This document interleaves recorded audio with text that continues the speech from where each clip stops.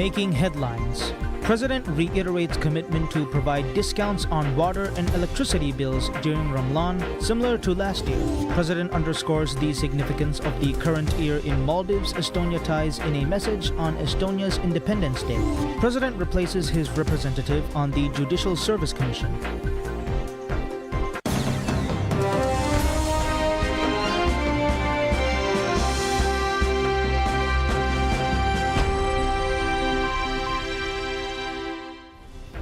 Bismillahirrahmanirrahim. Assalamu alaikum. Welcome to PSM News in English with me, Hafiz Abdul Sattar. And now the news in detail. President Dr. Mohammad Muiz underscores the significance of the current year as a milestone in the long-standing friendship between the Maldives and Estonia in his message on Estonia's Independence Day. He made this statement in letters addressed to Estonian leaders on the occasion.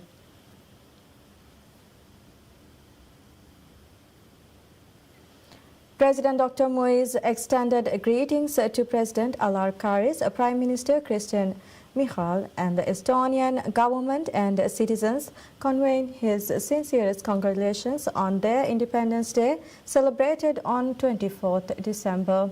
Reflecting on his official visit to Estonia, celebrated on 24th February. Reflecting on his official visit to Estonia in January, President Dr. Muiz underscored that this year marks a pivotal moment in the diplomatic relations between the two nations. He highlighted the Maldives' steadfast commitment to bolstering collaborations across various sectors, both bilaterally and in multilateral fora. Additionally, President Dr. Muiz expressed his best wishes for the continued health and well-being of President Karis and Prime Minister Michal, and for the sustained progress and prosperity of the Estonian people. To commemorate the occasion, President also shared a post on his official X account, further underlining the day's significance. President Dr. Mohammad Muiz reiterates that his administration will provide discounts on water and electricity bills during Ramadan, similar to last year. He gave the reassurance during his visit to Kuda Huadu Dal Atoll as part of a 3-day tour of the atoll. A key highlight of the visit was the groundbreaking ceremony for the new Dal Atoll Hospital building. The foundation stone was laid by the Minister of Cities, Local Government and Public Works, Adam Sharif Umar. The project, awarded to the Road Development Corporation for $11.7 million, is expected to be completed within 18 months. The new hospital building will feature a mammography unit, a dental OPG, an orthopedic theater, and private room facilities. Additionally, a training facility for the hospital staff as well as for healthcare employees from other islands within the atoll will also be included. An emergency ER will also be established to enhance emergency medical response alongside a flu clinic and isolation facility. The hospital will also have piped oxygen, medical air and suction systems for all beds. A solar PV system will be installed to reduce energy costs, and the facility will also feature a power backup system, a waste management system, and a hospital-grade industrial laundry setup. A medical oxygen plant will be established. Following the ceremony, the President attended the groundbreaking ceremony of the new branch of Bank of Maldives on the island and commenced self-serving banking automated telemachine or ATM services. Following the ceremony, the President met the members of the Council, Women's Development Committee, and senior figures of government institutions of the island. As part of the President's visit to Kuda Huadu, an agreement was signed between the RDC and the Ministry of Construction, Housing and Infrastructure to install water and sewerage systems in the dredged area of Kuda Huadu.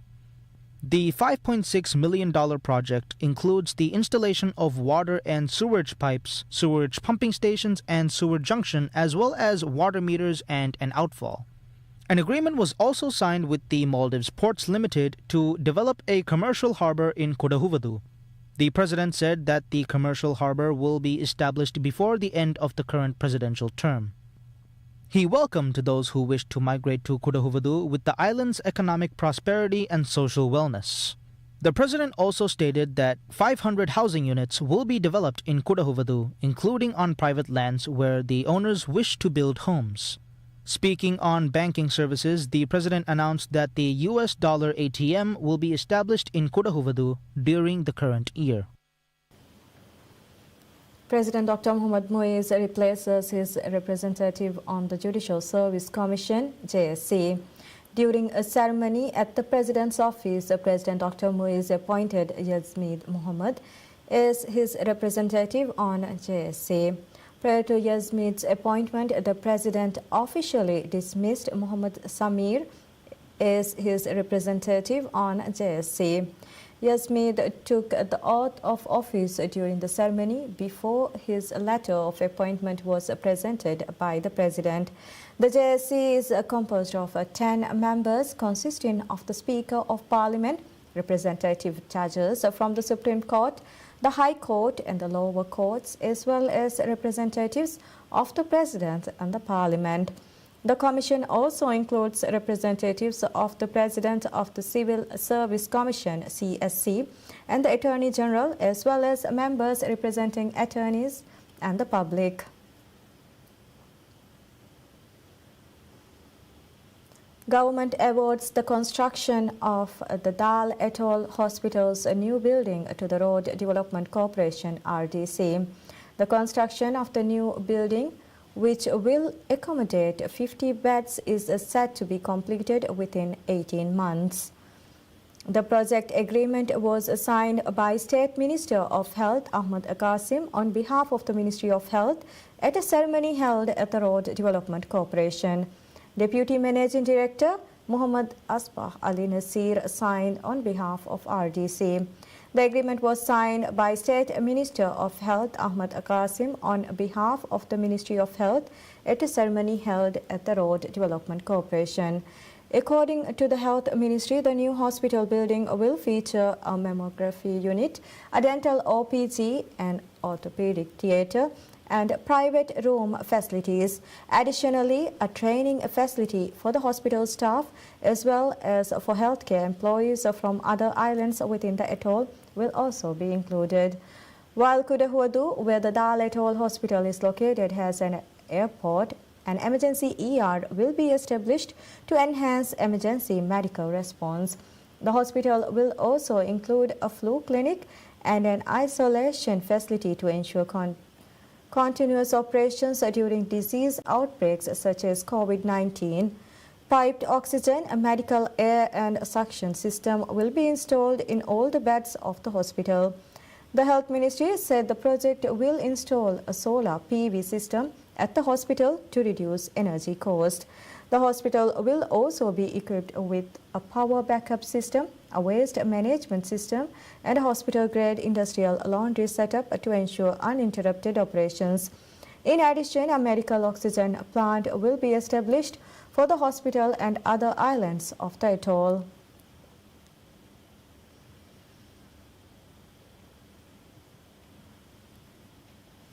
The College of Nationalism, Divehi Qaumiyat Iswar, holds its first conference of the year under the name Khalo Fummi Divehi Qaumiyat Ke Darbar.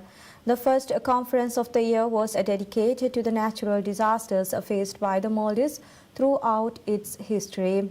Speaking during the conference, the college's Dean of History, Kashima Ahmad Shakir, touched upon some of the historic natural disasters experienced by the country, including the heavy rains that devastated Kelakunu 211 years ago and the strong winds that hit the nation 102 years ago.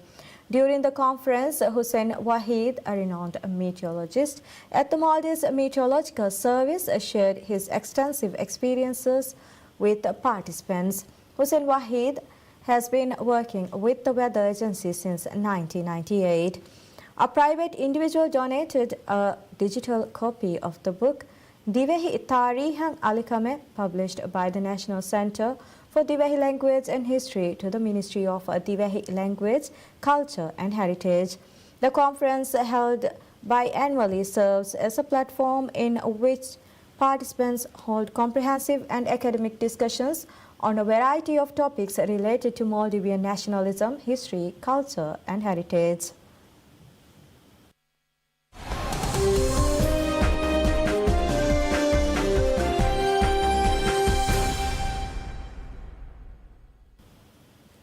U.S. President Donald Trump says the U.S. is close an agreement with Ukraine on sharing revenue from Ukrainian minerals is part of efforts to end the Ukraine war. Trump told a gathering of conservatives in National Harbor, Maryland, on the outskirts of Washington that he thinks the two countries are close to a deal. We got to talk about something very important, the war between Russia and Ukraine.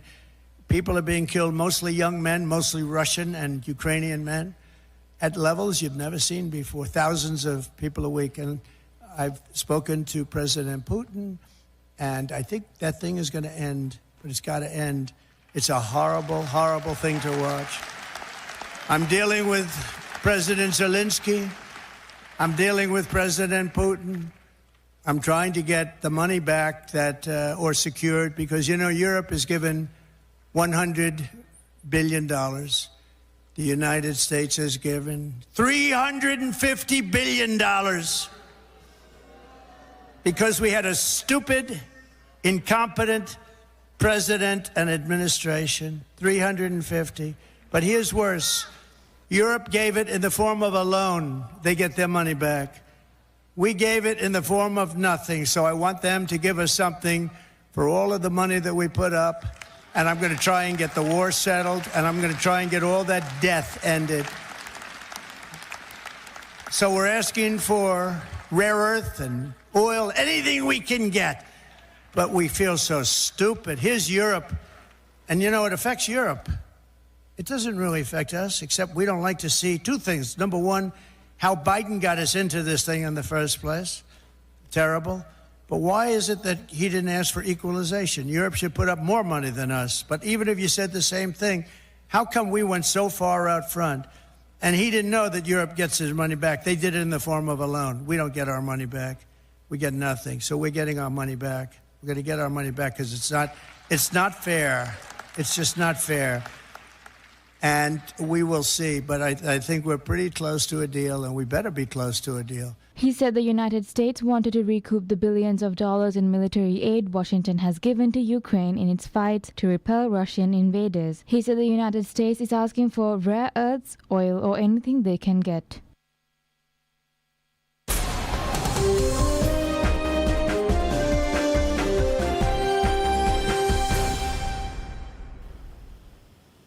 Crowds of Congolese police officers sing and clap their hands in occupied Bukavu city at the ceremony to mark their retraining under the authority of Rwanda-backed rebels who are intent on showing their plans to stick around and govern.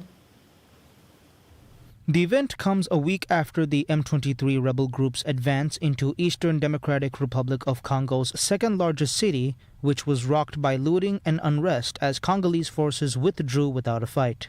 The M23's capture of swaths of eastern Congo and valuable mineral deposits has fanned fears of a wider war and led the UN Security Council to demand unanimously on February 21st that it cease hostilities and withdraw. In Bukavu, there was no sign this call would be heeded. The assembled police, wearing brand new uniforms and black berets, were told they would leave for a few days of training and come back to support the M23. Around 1,800 police officers have surrendered for the retraining, with a further 500 more due to do so, said Lawrence Kanyuka, a spokesperson for the AFC rebel alliance that includes the M23. The Congolese government did not immediately respond to a request for comment. Serbian students march over 19 kilometers through the northern province en route to a large protest planned in Vršac. The protesters head off from Zrenjanin and marched down the country roads waving Serbian flags and chanting "Keep Pumping," a new slogan of students' protests, one of the biggest shows of anger against the government demanding justice after a deadly railway disaster. In the 3 months since 15 people were killed when a roof collapsed at a newly renovated train station in Serbia's second biggest city in Novi Sad, mass demonstrations have grown into the biggest threat yet to President Aleksandar Vucic's decade-long grip on power. Joined by teachers, farmers, and other workers, the students have drawn support from the wider public as many Serbians have blamed the tragedy on corruption within the government. Vucic's government has said it will launch an anti-corruption campaign and has also denied allegations of corruption.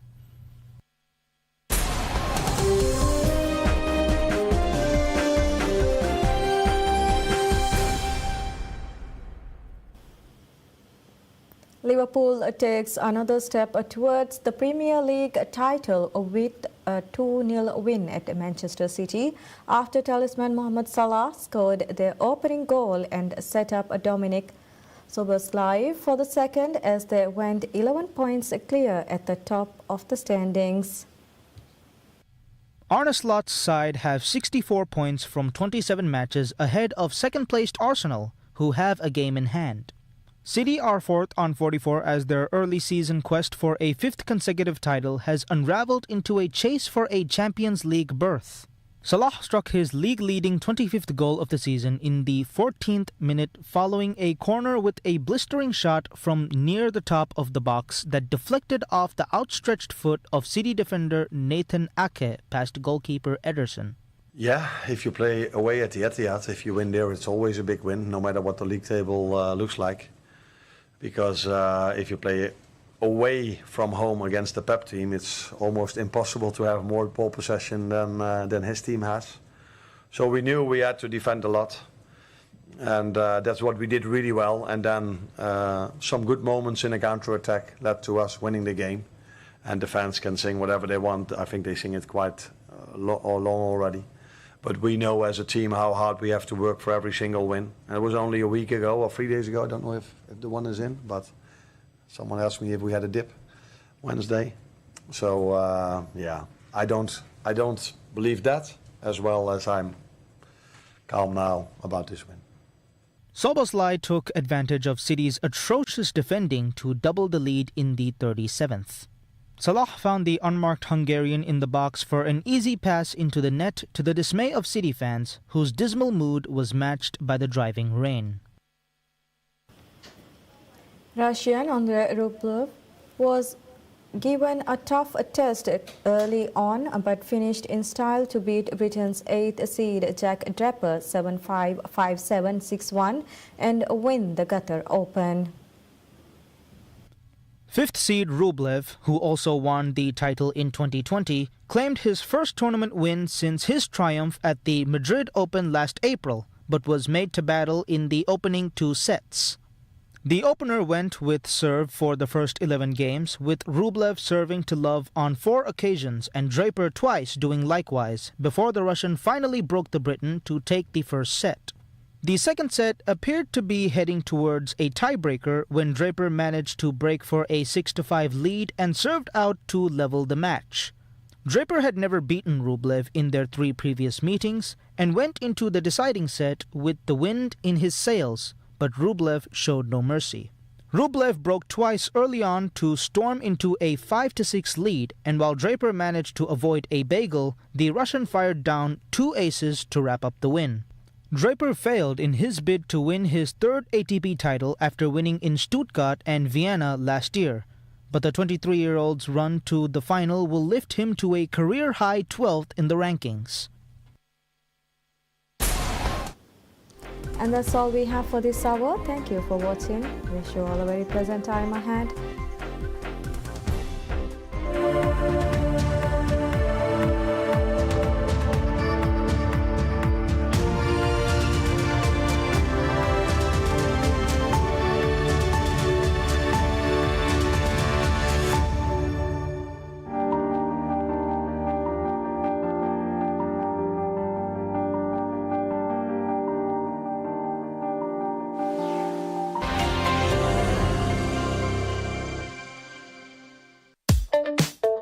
PSMගේ channel තෝගේ program තෝගේ බෑවරිම මුලින්